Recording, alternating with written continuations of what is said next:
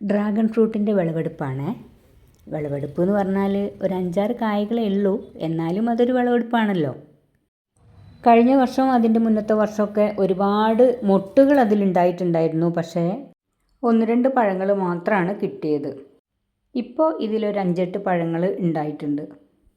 അതിൻ്റെ ഒരു സന്തോഷത്തിലാണ് എല്ലാവരും. ഇതിലുള്ള ഏറ്റവും വലിയ കായാണ്.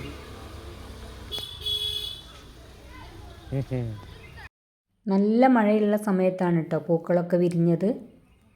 പോളിനേഷൻ ചെയ്തു കൊടുക്കുകയാണ് ചെയ്തത്.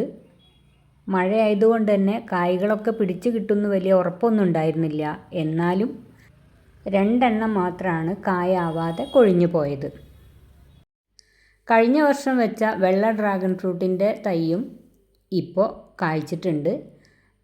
ഞാനത് പെട്ടെന്ന് കായ്ക്കുമെന്ന് തീരെ പ്രതീക്ഷിച്ചിട്ടുണ്ടായിരുന്നില്ല. നമ്മൾ നട്ട് വളർത്തുന്ന ഒരു ചെടിയിൽ ഇങ്ങനെ പൂവും കായയും ഒക്കെ ആയിട്ട് നിൽക്കുന്നത് കാണുമ്പോൾ വലിയ സന്തോഷമാണ്.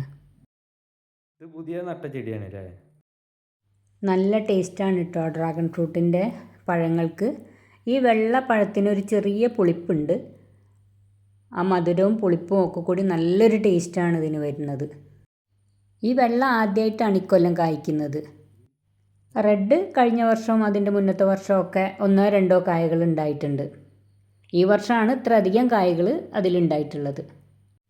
അതിൻ്റെ കളറ് കണ്ടില്ലേ, എന്തൊരു ഭംഗിയാണ്. ഈ വീഡിയോയിൽ കാണുന്നത് പോലെ ഒന്നുമല്ല കേട്ടോ, അതിനേക്കാൾ ഭംഗിയാണ് നമ്മൾ നേരിട്ട് കാണുമ്പോൾ ഉള്ളത്. അതുപോലെ തന്നെയാണ് അതിൻ്റെ ടേസ്റ്റും കേട്ടോ, ഒന്നും പറയാനില്ല, സൂപ്പർ ടേസ്റ്റാണ്.